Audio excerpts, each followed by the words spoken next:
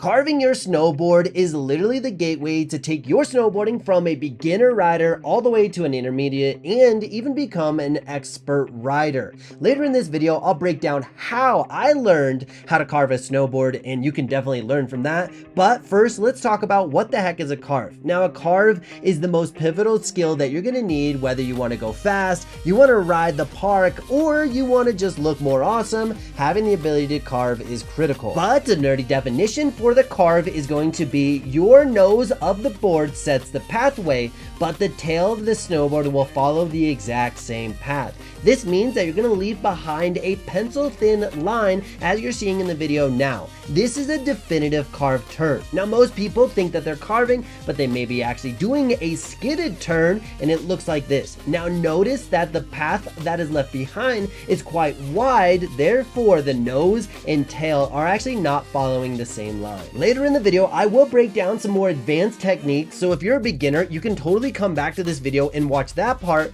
But first, let's break down how the heck we do a carve turn for somebody who's never done it. When I first learned how to do a carve turn, I had a friend say, just lean over your heelside edge. And then I was like, okay, well, give me more. And they refused to. And looking back, it was probably some of the most best advice because it kept it simple. Now you're gonna point your board down the hill, allow your body to lean over the heelside edge, and you're trying to find that perfect balance on the edge so that you slice the snow. Now, if you're gonna try this for the very first time, I definitely recommend trying to find the terrain that is not steep, because that's gonna allow you to focus on the carve and not be so terrified, because you will pick up speed. And if you happen to pick up speed, do as I did, just release that edge, get right into a side slip, and slow down. But if you're struggling to find that balance and slice the snow, one thing that you can do is lift all 10 of your toes to the top of the boots, which is going to help create more tilt and slice the snow. But the biggest challenge I faced when learning how to carve was I was so terrified to trust that edge. So if you're going to try this on your own, I recommend incrementally leaning over or progressively lifting up your toes so that you can find the balance, and then don't overdo it because that's scary, but don't underdo it because you may not accomplish it. In the next 60 seconds, I'm going to tell you exactly how the Insta360 has literally saved my season. So, okay. We're going to pop up some videos so you can see exactly how sick this camera is, but first things first, I was supposed to have a filmer come hang out with me all season long and ride with me 5-6 days a week. That fell through, but luckily I had the Insta360 because this thing, you can literally just like carry it with you no matter where you are, put it in the pocket, pretty mellow, especially when you have like a big pocket like this. Boom, it's not a big deal. And then when it's time to actually film, you can just screw this thing on super effortlessly, and then I'm able to get the shot, boom, pull it out, and get some really cool, unique angles, especially when this camera will automatically remove this pole. So then it's like an invisible selfie stick, and then you can get some really cool shots. Also, it's been really cool being able to just ride around, film myself, get some angles, but in the post-processing process of the whole thing, whether it's on your phone or your computer, I personally use my computer bunch because it's just easier to edit, but it's super quick on your phone. But because the camera automatically films 360 degrees, I'm able to film in front of me, behind me, or get any shot. So it's been really cool, especially when I'm doing like 360s on a jump or just like having a good time. So if you're interested in picking up an Insta360 X3, I got a special offer just for you, which is going to be 11% off. You also get a free snow bundle plus a free selfie stick when you use the link in my bio or in the description, or use the link up here, right there. So let's get back to carving. Now, when it comes to learning the toeside edge, for some reason, it was less scary for me. And I wonder if it has to do with the fact that as I turn, I can literally look uphill, and if somebody's coming, I can slow down and have no problem. So I would definitely learn this way easier.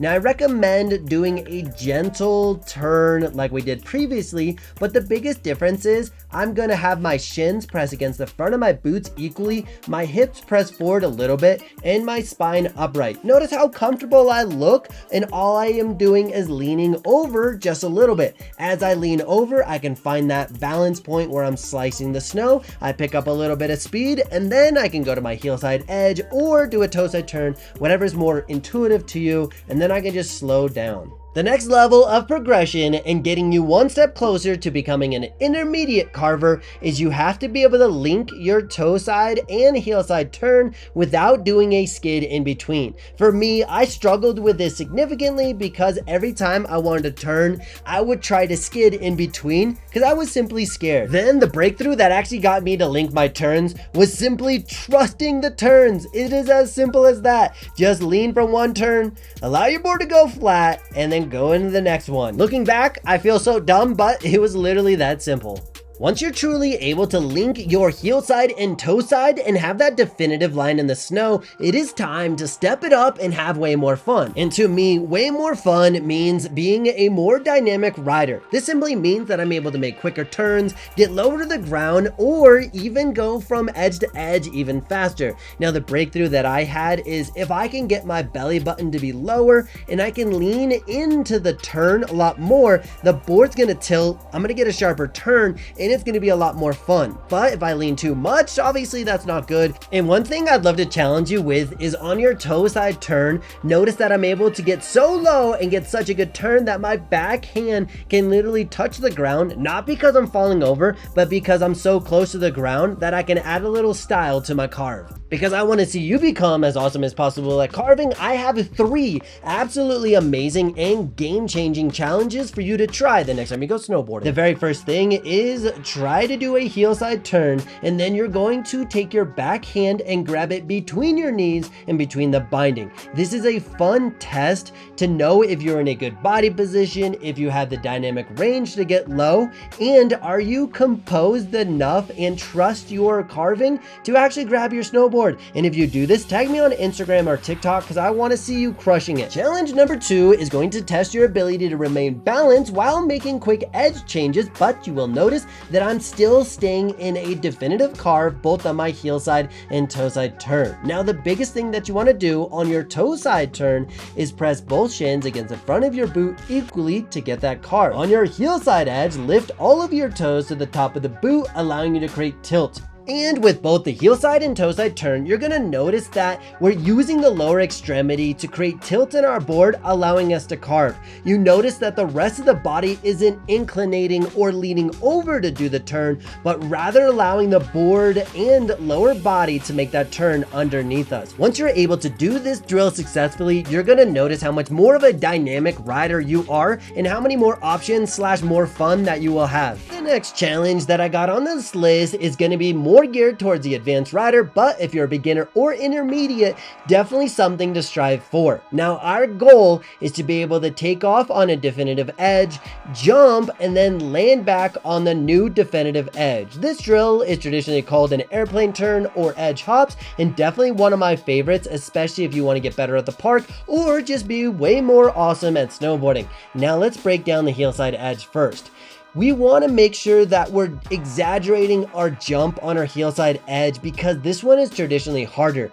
As I'm in the air, I'm pulling both my legs underneath me and then trying to extend, but landing back on that toe side edge. And one of the biggest game changer tips for me, as I do this, I just want to land to the inside of the next turn, making that carve literally 10 times easier. Now let's break down the toe side turn, and I find toe side to be significantly easier. This is most likely because you're able to pop off of your toes and get a little bit extra spring, but our goal is to start with our weight even between both of our feet, leaning into that turn, and then we're gonna spring as I'm in the air. Once again, I'm gonna bring my legs up underneath me, extend them, and then as I land on my heel side edge, one game-changing tip is think about lifting all 10 of your toes up.